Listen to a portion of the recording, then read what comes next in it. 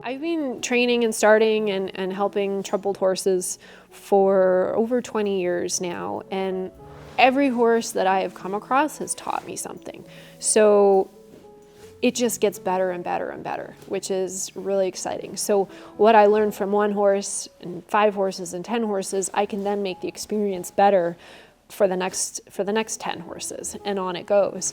And the last few years, we have tapped into work understanding their nervous systems, understanding how to teach them to emotionally regulate themselves, and when they are triggered and they're flipped into the sympathetic fight or flight state, how to kind of self-soothe and get back into the parasympathetic because it feels good and they want to be there.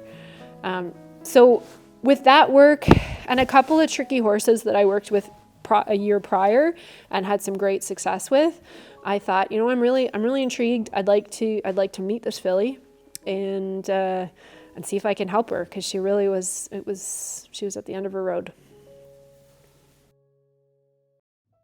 So I reached out to her owner and asked if I could come and meet her, that I understood the risks and that I just wanted to kind of observe and see if there was anything that I could add or do to help the situation and help this little mare. And so we went over there last January. Gosh, it was -20. And I approached the paddock. That she was just in a nice regular oak board paddock, and she had her little run-in shed and her hay and her heated water and everything. And I wish we had the first encounter on video. We didn't. I didn't want to intrude. I didn't know what we were gonna find or what we were gonna, how things were gonna go. So, I just ended up working with her, and I think we were there for 2 hours, and basically went from, her running at me and rearing and showing big displays of like, trying to intimidate me, to, being able to connect with her, get a rope halter on her softly, take her out of her paddock into the arena and ask her some questions in the arena and help her find some softness and some positive in this experience.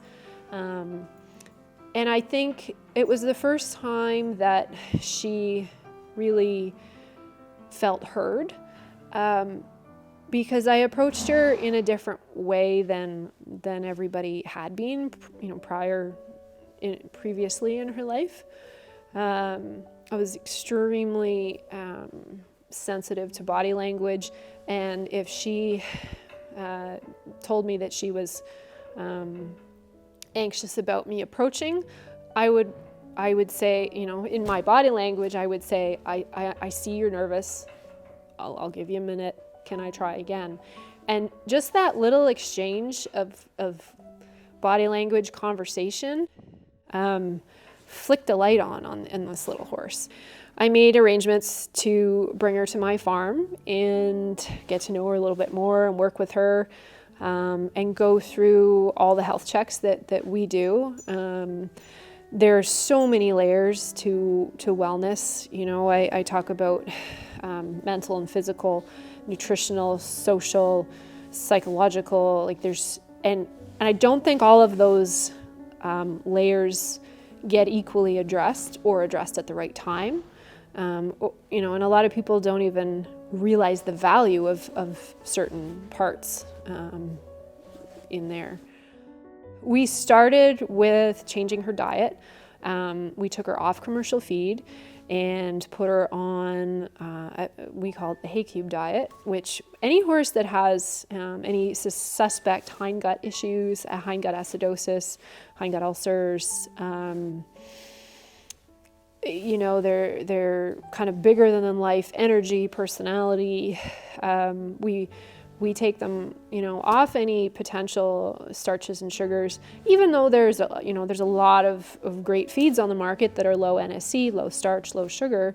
I think still going right back to the very basics of forage, which is the most natural thing for their digestive system, and then adding in your vitamins, minerals, protein, which we do with a balancer pellet.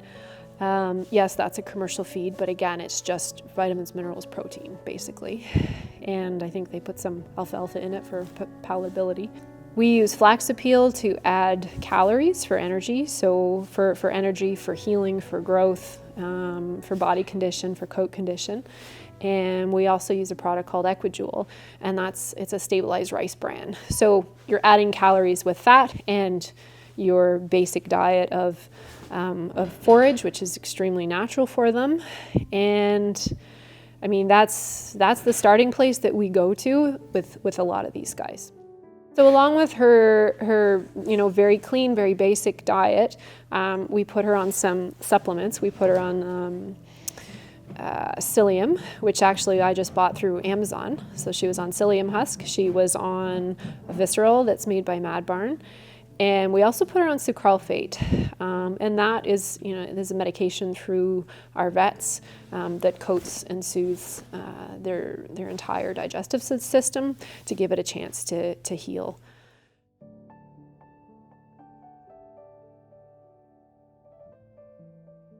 I'm a big believer in horses living outside and, being as natural as possible. The most turnout, is the best thing. But rest is really important, and quality rest. Now, when you've got a horse that's living on their own and they don't have herd mates to watch out or take shifts in watching over their herd mates, they can become chronically sleep deprived. So they are never feeling secure enough to be able to get into a state of REM sleep.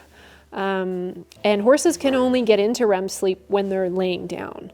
So, they can snooze all day, they can lock their knees and they can rest, but the REM sleep that repairs and heals their body systems, you go 1 month, 6 months, 8 months without that quality sleep, you are going to start to see other problems start escalating.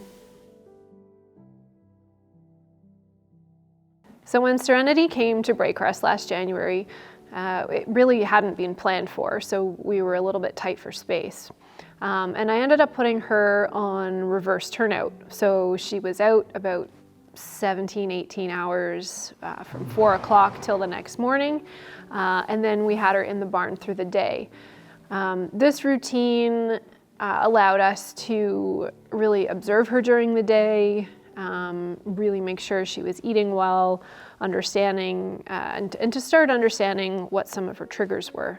The other really interesting thing with her coming in every day, and it was important to me that she did have some barn time, because rest is extremely important, and them feeling safe enough to be able to lay down and get into a REM sleep. So she would come in the morning and she would eat her breakfast and she would lay down and she would sleep for hours. She was down probably 3 or 4 hours every day, flat out snoring.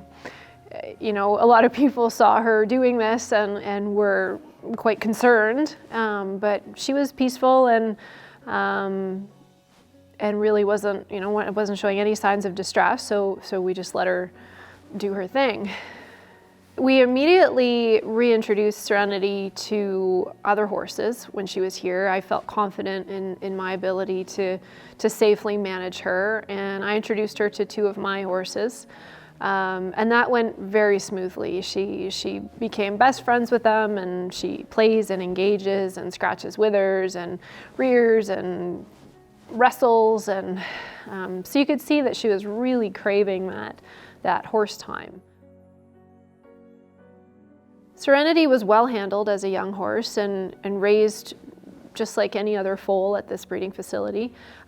She was handled and exposed to things and loved on, and because of these health conditions that were causing her discomfort, and her switch over to starting to relate humans with pain, she learned to start intimidating people, scaring them to leave her alone so that the pain would go away. This created some real problems with manners, with patients, with being able to handle her for the farrier, for the vet. So it crossed over into, it began as a health problem that then turned into a training problem and a management and handling problem.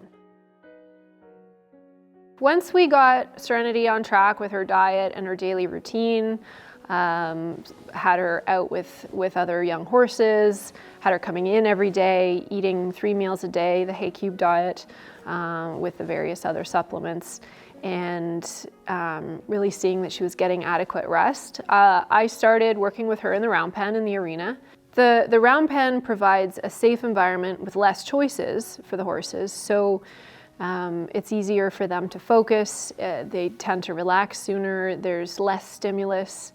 And it's just a great place to start.